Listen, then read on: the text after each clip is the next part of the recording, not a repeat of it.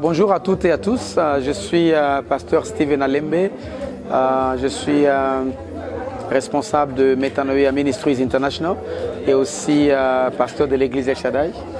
Je suis aussi le promoteur de King School International. Voilà, j'ai écrit un livre intitulé Au-delà des apparences et ce livre a besoin, mon objectif c'est vraiment vouloir explorer le monde spirituel parce que les gens ne sont pas toujours ce qu'ils apparaissent être.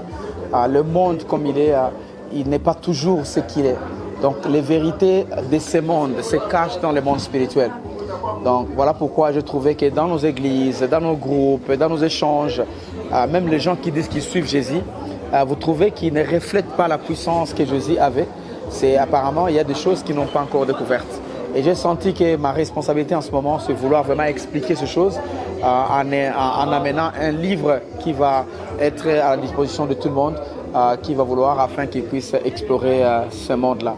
Il y a eu des questions dans ma tête, des questions comme pourquoi il y a des conflits entre les gens, pourquoi les guerres, pourquoi les calamités, pourquoi les gens qui peuvent s'aimer le matin, le soir, ils deviennent des ennemis, pourquoi la religion et la science, c'est comme s'il y a les combats entre eux, pourquoi la politique et la religion, ça ne marche pas. Il y a beaucoup de questions.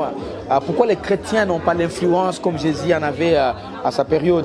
Et toutes ces questions m'ont amené à avoir une idée globale et parler un peu au-delà des apparences, comme tout commence par le spirituel et finit par le naturel. Voilà une manière globale de ce livre ici, qui a 4 chapitres bien sûr, et chaque chapitre est expliqué en détail et en profondeur. Voilà un peu ce que je voulais dire. Mais quelque part dans votre livre, ouais. Vous avez soulevé une idée selon laquelle les chrétiens ne semblent pas influencer les domaines de la vie. Qu'est-ce qu'on peut retenir sur ce sujet?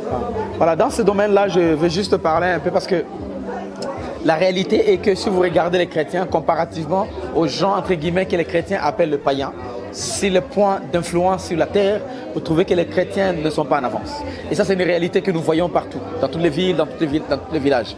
Mais Jésus, si vous regardez, parce que nous disons que nous suivons Jésus, nous sommes les disciples de Jésus, mais Jésus influençait et la politique et tout. D'ailleurs, il a été enterré par Joseph Arimathée, qui était tout un politicien. Donc il était aussi influencé derrière les rideaux. Et celui qui avait disponibilisé son tombeau pour qu'il l'enterre. Donc aujourd'hui, quelque part, les chrétiens n'influencent pas parce qu'il y a beaucoup d'ignorance. Donc là, ce qu'on pouvait retenir, c'est qu'il faut que les chrétiens apprennent en profondeur les lois qui gèrent la terre pour qu'ils puissent être influents sur la terre. Ce n'est pas seulement pour aller au ciel. Le christianisme a double héritage. Héritage céleste et héritage terrestre. Voilà un peu. Même il avait dit ça à Pierre. Il a dit à Pierre... quand Pierre l'avait stoppé pour dire on te suit, qu'est-ce qu'on va voir? Il a dit vous aurez la vie éternelle et aussi vous aurez 100% sur la terre. Donc pour dire que nous avons double héritage, céleste et terrestre. Mais je remarque que les chrétiens nous concentrons beaucoup sur l'héritage céleste, mais on a laissé complètement l'héritage terrestre. Et ça, c'est ma manière de voir pour ramener ça afin que les gens puissent découvrir et que le christianisme dans notre ville et dans notre région puisse vraiment exploser à un autre niveau. Aujourd'hui, vous fêtez vos 50 ans et vous publiez un livre. Est-ce que c'est l'expérience de vos 50 ans que vous mettez dans ce livre? Pas vraiment expérience de 50 ans. Je peux dire expérience de 15 ans.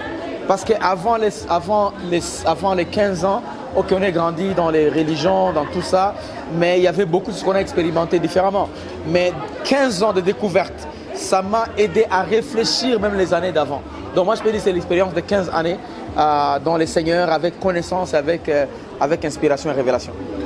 Oui, pasteur. Aujourd'hui, beaucoup de chrétiens sont dans les difficultés. Ouais. Et vous venez de nous parler, aller au-delà de nos apparences, ouais. Même dans nos églises. Qu'est-ce que vous conseillez aux églises dont la vie de chrétien ne change pas?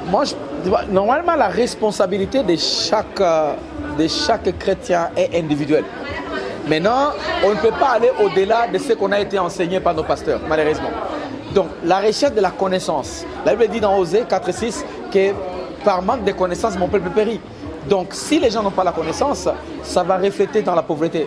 En d'autres termes, la pauvreté, ce n'est pas le fruit de manque, non. C'est le fruit de manque de connaissances. Ce n'est pas manque d'argent, ce n'est pas manque de ressources, c'est question de manque de connaissances. Donc, les pauvres, ils ont quelque chose qu'ils ne connaissent pas. Voilà pourquoi ils sont pauvres. Merci.